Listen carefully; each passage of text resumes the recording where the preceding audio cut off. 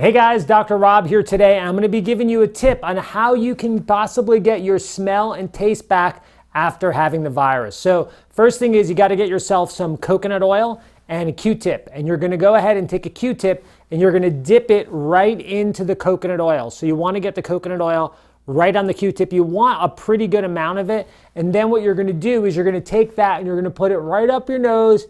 And you're going to go over the whole inside here of your nose. You want to cover it with the coconut oil. And the reason why is we're going to be using some essential oils. And we want to make sure that the essential oils don't burn you because they can be pretty strong. So the first essential oil we're going to use after the coconut oil is we're going to go ahead and we're going to use rosemary. So this is Dr. Josh Axe's brand. I don't support him or any essential oil company. I just particularly like that one. So what you're going to do is you're going to take just a couple drops of the essential oil. You'll put it right on the Q-tip. And once you have those drops in there, you're going to take that and you're going to put that right up the nose. And you're just going to go, and it's strong. It's definitely strong. So you're going to put it there up your nose.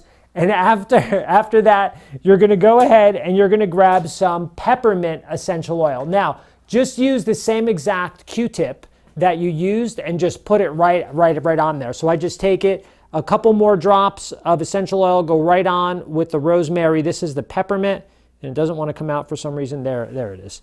Good. And then that's going to go right up the nose along with the rosemary that's up there. So we're going to go right up there, and you want to really get it in there and really move it around. And boy, whoo, my eyes start going because that stuff is strong. The peppermint and the rosemary are great. The rosemary contains rosmaric acids, which actually can reduce inflammation. And they can reduce inflammation potentially in the olfactory nerve and in the brain. And the reason why is the rosmaric acids, the rosemary, has the potential of actually crossing the blood-brain barrier. And when we're looking at the virus and what it does, we're looking at possible irritation and inflammation to maybe the olfactory nerve and certain centers in the brain. So those two seem to be really good. And I'll tell you, do both nostrils and it's good to go. The other thing that you can do is you can use, I like to use this as well, Breathe, which is an essential oil from doTERRA. You can use that as well. Another thing that you could do here is zinc, but people try zinc sometimes and they don't quite get the results that they want from the zinc. Why? Well, the reason why is this. When we look at zinc to help with taste and smells, you need three things. You need one, a good chelated form of zinc is great. Two, you need molybdenum. And the reason why is because when you take zinc, zinc will naturally kick copper out of your tissues. Copper in excessive amounts can actually be inflammatory and toxic to the body. We are trying to reduce inflammation. The molybdenum helps to remove the copper from your body, so it works really nicely.